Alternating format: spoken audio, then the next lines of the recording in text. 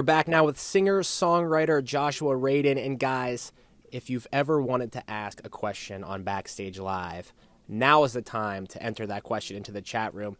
Just go to cbsnews.com/backstage live. Chat with Rick. He's here hanging out to take your questions. He'll tell me. We'll ask Joshua. I mean, the guy, he's here. He's ready to answer all your questions. He wants to know what you want to know. Now, Joshua, thank you so much for being here. You're gonna be performing here today on the early show coming up soon. Now, 75 times, more than 75 times, your music has been featured on TV or film or commercials. That's an astonishing number. Yes, that's what I read. That's what I read. Now, are you ever like just watching TV, flipping through, and you're like, oh, there's my song. Oh, there's my song. There's my song. Not really. I don't watch too much television, but the other day I was on a plane, and it was an overnight flight, and I got woken up on the speakers to one of my songs. Yeah, actually one of the songs I'm playing here today on the show. And I looked around at my band, and we were like, wait, this sounds familiar. Oh, yeah. And you're just waking up, in another time zone. And it's like, that's surreal. Did you guys just bust into performance there? Or? No, it was more like... Now, listening to your music, though, it's like... I was on your website last night, and was just playing through all the songs. Yeah, that was me. Come on now. And you have those songs that it's like, I know this song, and then the next one you're like, I know this song too, and you have those songs that are so familiar, and it's like you've heard them and you like them. There's such a familiarity with your music, and I would think that's a good thing, right? It's probably because of all those times it's been on in films or TV shows, or sometimes it just seeps into people's subconscious, and then they realize, oh yeah, okay. Yeah. So a lot of times I meet people and I'm like, they're like, what do you do? And I'll say, I play music. And oh, what kind? I'm like, do you have your iPod on you?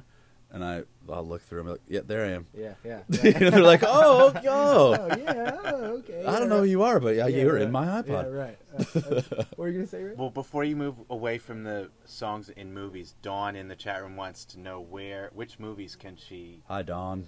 Hey, Dawn. Can she catch your music? A lot of movies. I don't know. One or I two. Don't know. That's what Google's for. Yeah, just. All right, I'm going to Google it. You guys go on with the interview. You figure that out. Don't you want to know about something personal, Dawn? Well, that's my next question. That's my next question. Dawn, we'll get back to you. Now, here's what I want to know, Joshua. You didn't play music until you were out of college, or after college. Long out of college. That is honestly incredible. Like, tell us that story. How is that possible? Well, I'd probably be better now if I started earlier. I'd say you're doing all right. I didn't really plan on that. I just, I got a late start. I like trying new things all the time, and this was just like, this is the last thing I've tried, and it thankfully worked out. There's people like Dawn, and people up at, what time is it? 8, maybe? 8 in the morning. My rubber band watch. You're right, 8 in the morning or something. If you're up and you're watching this, thank you. Yeah. It's because of you that I have a career. Thanks. Because you were actually studying screenwriting before, right? Well, I didn't study it. I studied painting and drawing in college, actually, and then I was a children's art teacher after graduating. And then I got into writing screenplays. Mm-hmm. I never studied it. I never really read any screenplays. I just loved film, and I figured, why not try it? Right. So I did that for like 6 years.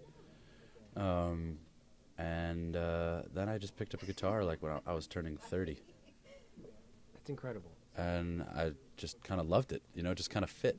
And so you never had classes or lessons? No, I never played anything growing up. Or I love to sing in the car, And yeah, well, who doesn't? I mean, right in the shower. Yeah, right. I was just a big music fan. I think you just, maybe it just seeped in. And so, I don't know. So you picked up the guitar, and you were soon playing Beatles songs and Bob Dylan songs. I think I read. I learned a few chords. My favorite songs, were written by Dylan and the Beatles and Neil Young and Petty and Springsteen. That just classic stuff. Yeah. And I was shocked to learn that a lot of those songs you could learn like 3 chords on the guitar and actually play them. Right. So then I was like, well, if I only need a few chords, I'll just start writing my own lyrics. Yeah. So what you're saying is there's still hope that I can learn how to play the guitar. Yeah, man. You're young. You're in your 20s. Yeah. Yeah. I didn't start till I was 30. That's incredible. It's an amazing. That's just nuts. Now I know when you released your first couple songs, I read that people were like emailing you like, "Hey, we're gonna get some more songs, man," and you were like, "I don't have any more." Yeah, it was the first song I wrote. Ended up on a TV show about 3 weeks after I wrote it, and yeah, well, I knew all these people in like film and TV, Right. you know, from being a screenwriter, and no one knew I was a musician because I wasn't. And then I wrote one song. I played it for a friend of mine. He had a TV show. He was like, maybe the producer will like it. And I recorded it in a bedroom, and they were like, 3 weeks later, they're like, can we use this song? It's perfect for this scene. And then it ended up shutting down the NBC website where people were asking, like, where could I Get that song. Yeah, in the chat rooms and stuff, and that's what they told me. And I had to get like a MySpace page. Yeah. This was when MySpace was still relevant. Cool. Right. And, you know, it was crazy. People would be emailing me all day, like, where can we get your record? And I'm like, I don't have a record. I've written one song. That's you know? crazy. I guess I could send you some covers that Yeah. I haven't recorded. Yeah, right. You know, I don't know. So, I mean, was it that moment when you were like, maybe I should think Yeah. about doing this as a I mean, career? I knew I was going to do it. Like, the first time I picked up the guitar, I was like, it felt like home, as cheesy as Yeah, that sounds. You yeah. know, it's like, I'll never stop doing this. And then, yeah, like a year later, all of a sudden I had a career as a musician, which was shocking and humbling. And here we are. Yeah, now you're doing Waking up Backstage at Live 8 in the on the morning early show in the here. bowels of CDs. Yeah, right. Now, that brings us to now it's your third album, The Rock and the Tide, debuted number 5 on iTunes. That's awesome. So tell us about this album. What's it all about? Well, I don't know if I could. It's sort of an album about starting over. Okay. In a sense, because you know my first 2 records are very lo-fi, very mellow, very intimate, and I wanted something a little different on this one, so it's a little more rockin'. It's a little bit more up-tempo, would you say? It is. I recorded it live with a full band in London earlier this year. I don't know. I'd never recorded live before, which was so cool. Yeah. It was so much more fun and inspiring. And I don't know. It's all the songs are about my life. They're just honest, like journal entries. Yeah. And it's definitely an interesting life. That story about not picking up a guitar until you're 30 years old, I mean, that's incredible. We have a question from the chat room. Do you use social media to promote your music and appearances? Facebook, Twitter? Yes. You're into that? Okay. Next question. Next question. Here's what Yes, we live in 2010. what musician doesn't do that? Yeah, I mean, if you go to think Bob Dylan has a MySpace joshuaradin.com, you'll get all the all the links are there. Yeah. Yeah. Now, I was there last night, and I saw you performed You were Terminal at the show last 5. night? No, I just saw that you performed. I live actually really close to Terminal 5, but I saw that you performed last night. Yeah, and then the you're night before. and you're going to Philly, I think, right? Playing Philadelphia tonight at the Electric Factory. Okay. Now, so what's your favorite city to go and play a show? Oh, New York. Oh, okay. I live here. Yeah. So, I mean, hometown crowd. It's nothing like it. But you're originally from Ohio, right? Cleveland. Yeah, but I wasn't a musician when I was growing up. So Yeah. when I go back, it's like I go back to see my parents and my sister, and it's like, you know, I'll play a show on tour in Cleveland, and it's there's no one I know. Yeah. You know what I mean? All my friends left Cleveland. Yeah. You know, moved on to other cities. I have a few family members that come to the show, and then you know, it's just fans that I don't know. Yeah. But, which is strange. So it doesn't really feel like my hometown show. New York always feels like my hometown show because I've lived here for years. Yeah. Now, it's just almost like you're living like a just completely different life. Like when you picked up Yeah. that guitar, it was like your life changed, basically. Yeah, it did. And but of course, the second I started writing screenplays from being an art teacher, my life totally changed. Yeah. You know, it was like, I think that's how you stay young. You know, try new things. I think a lot of people find themselves on a track. Like I went to school for this, so that means I've got to do this for my whole life. Right. And I just think that's sad. You know, I mean, I understand why people do it. You get a mortgage, and then you get kids, and you can't just quit your job. And I mean, I'm sympathetic to it, but I think that I'm just very fortunate to be able to do what I love to do for a living. You know, not many people get that luxury. Yeah. So, Josh, let me ask you, how would you describe, in your experience? Is this from you or someone? It's from me. Okay. That spark that led you to, oh, maybe I should try something. Maybe I'll write how do I get started writing screenplays? And then going from there to a new spark. I think it's just the way my personality works. I get really bored really easily. and I just want to move on to something new, like a new challenge.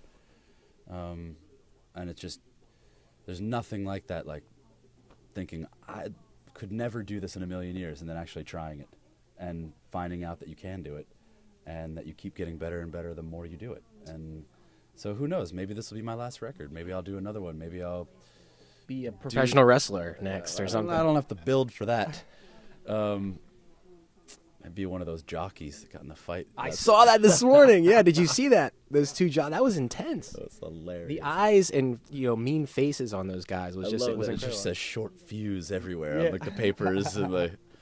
No, it's interesting because people always say you're able to learn new things when you're a kid and you're young and easier because your brain is different. I don't really know the science behind it, but to be able to just learn something completely different at age 30, like something that you've never done before, that's just totally amazing. Are people constantly saying learning? It's not like I'm a master of anything.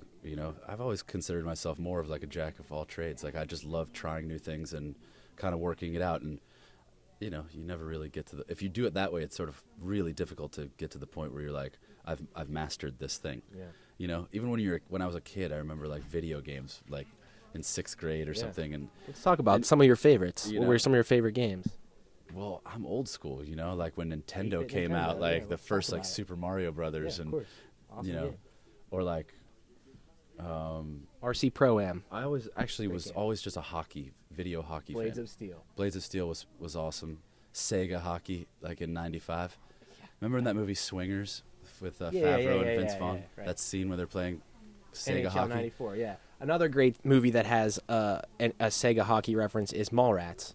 Yeah. The beginning when he has the game pause. Yep. That's a great movie. My friends and I lived on that game. Yeah, of course. I mean, and my only issue with Blades of Steel for 8-bit Nintendo was what video game engineer decided that every time they pass the puck, it's gonna say make the pass. So like you could pass it like just make the pass. It's just every time. They probably thought like this is gonna be an awesome idea. They're gonna love this, and it turns to be the most annoying. When it was like, you couldn't hit Jeremy Roenick. Oh yeah. It was like a flaw in the system. Yeah, it was like, so if you choose to be the Blackhawks, you're like, you'll win. Yeah. End of story.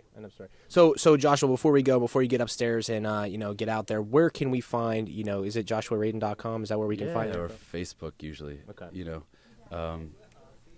Facebook/Joshua Radin. Yeah. And who knows what obviously he's having a super successful music career, but in 20 years he might be like president or something. Who knows? Who knows what you'll be next? Maybe something more creative, I think.